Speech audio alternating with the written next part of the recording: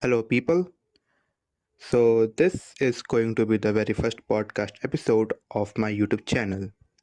In this episode, I will be talking about democracy. You might be aware that I myself am a huge supporter of democratic principles, democracy, I advocate for democracy to be followed, its benefits, why it is necessary, and I criticize those who breach this system, etc. etc.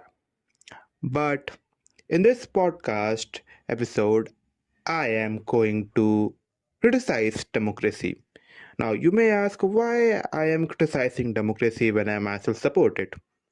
So, the simple answer is that it can be criticized. There are aspects of democracy which just don't fit right. And so, it needs to be criticized like every other idea. And that is why I am making this podcast episode. So, let us begin. To start with, let's understand what is democracy. So, a democratic system is basically everyone coming and they all deciding on a particular topic. So, like in a democratic country, every citizen, every person, they come, they make a decision jointly, and and then that particular decision is followed. It is basically democracy, a democratic system. Now, what is the problem with this system? First off, is that it assumes that uh, people know what they want, or it assumes that people to be experts. So, what do I mean by that? It's very simple. When you say that everyone should come up, that in decision making, everyone should have say, you are assuming that everyone knows what exactly is going on. Everyone is an expert of something. For example, you want to decide on foreign policy of India, and according to democratic principles, you would ask everyone uh, of the population that, okay, what do you think about this? What do you think about that? I know it doesn't work exactly like that. They elect representatives, but even that is flawed. But we will come to that later. So what I'm saying is, you ask everyone, and they give their opinion, and you all decide on one decision jointly. Problem is, you assume that they know about foreign relations things, about the complications of their decisions and things like that. For example, if there is a person who specializes in medicine and you are asking him to give their opinion on foreign policy, how much accurate do you think that opinion would be? And the scary part is, you are considering that opinion merely because everyone gives their opinion, so their opinions needs to be considered.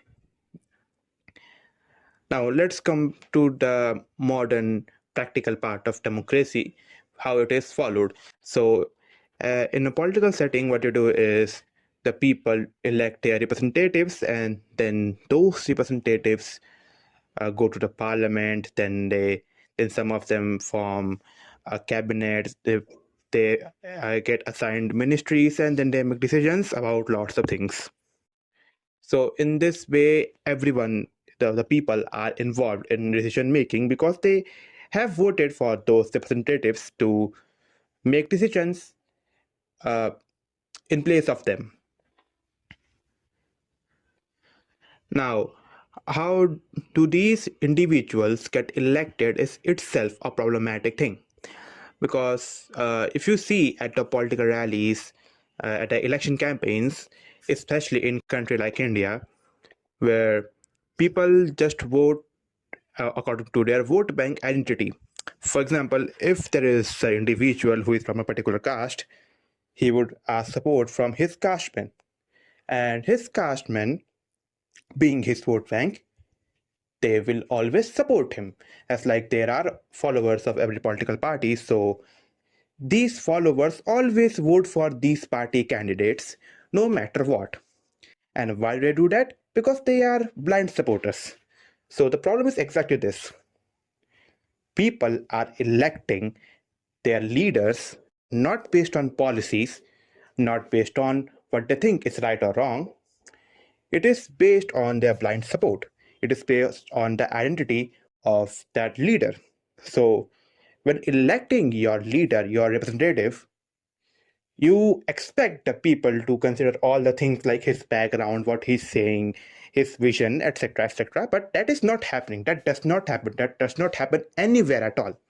What happens is they see the leader, the representative, the candidate, and think, oh, he is of my community, or okay, he benefits me.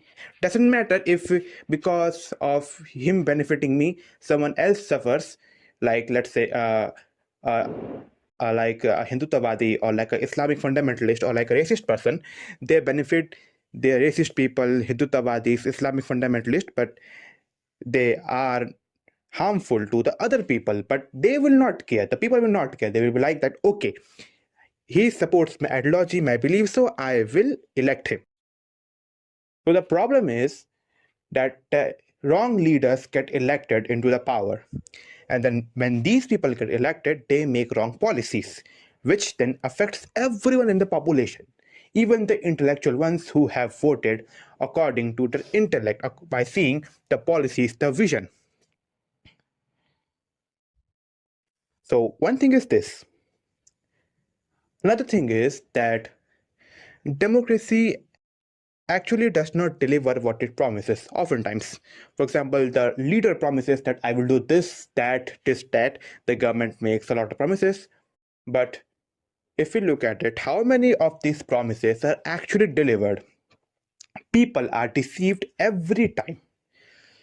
If you see, if you check the promises made by the Indian government or the American government or any government in the world, how many of these promises are actually fulfilled? You would see Prime Minister when he was not a Prime Minister promising that he will improve the economy of India, or like the rupee, the value of rupees falling, he will make it better. But now we all know the truth. The Indian rupee is at an all-time low in valuation against dollar. The Indian economy is not doing well. We are like we are high on unemployment. Our like everything is bad. Our media freedom is bad. Our hunger index is bad. Our income difference, like the difference between rich and poor, their income is so bad that it is like the worst in the 100 years, which is considering the 30 years of the British regime. So we are bad, even worse than what we were in the time of British. So what does democracy actually do? What are the harmful effects of democracy? One thing is that leaders can use it to set up majoritarian regimes, as it has happened everywhere, be it in Sri Lanka or like in India even. The Hindutavadi regime, the Hindu fundamentalist regime that has taken place here. Even if you see at the USA, the elections that took place just now, the 2024 general elections, what happened there? Many people, as they are saying that as Trump gets elected, he is a convicted felon. He is a racist, misogynistic, transphobic, homophobic. He got elected into that chair. So what do you think? What kind of politics is going to play there? As majority of the people voted for Trump. So by the use of democracy, you can easily make people elect wrong people. Even if you go to the history in 1930s, take the example of Adolf Hitler. Many people voted for Adolf Hitler. Many people supported him when he killed millions of Jews. And nobody, the problem that nobody questioned democracy, because it was because of democracy that someone like Hitler came to power, because Hitler was basically nobody. If there was no democracy, Hitler would never have been elected to power. And it is the German people who elected him into the power. So when you look at all these democratic processes and democracy, you see that there are a lot of flaws and it can be easily used to actually harm people, to set up majoritarian regimes, to basically uh, profit the politicians, the rich class, the powerful class, and exploit the poor. It has happened throughout history, and it happens till this day.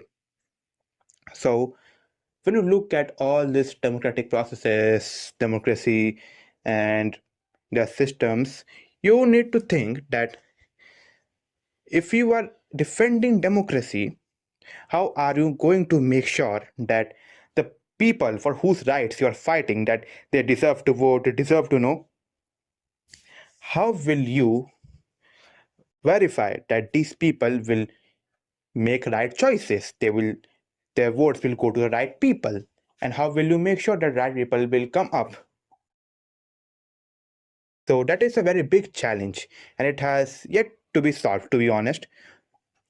And this is why even democracy should not be blindly followed. If we are going with democracy, then it is very necessary that we take responsibility, because democracy is, as I said, it has a lot of criticisms. It can be easily used to exploit the poor and to benefit the powerful. So we need to actually take responsibility when we advocate democracy. And we also need to educate people about a lot of things, because people are basically uneducated. So it takes a lot of work, and that is why democracy in reality doesn't work like how it preaches it would work. So this was my criticism of democracy. I hope you liked the podcast. And before I go, I would like to make an announcement. I have started my Substack publication. So my Substack link is santoshkumarmahorana.substack.com.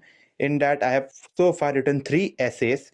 One is about perception, another is about Indian political dystopia, and another one is about culture. So go there, read them, subscribe to me on Substack as well. I hope you like this podcast. If you did, then like the video and comment if you what do you like about it and what did you not like about it. I will see you in the next video or podcast. I don't know which one it will be. But till then, have a great time.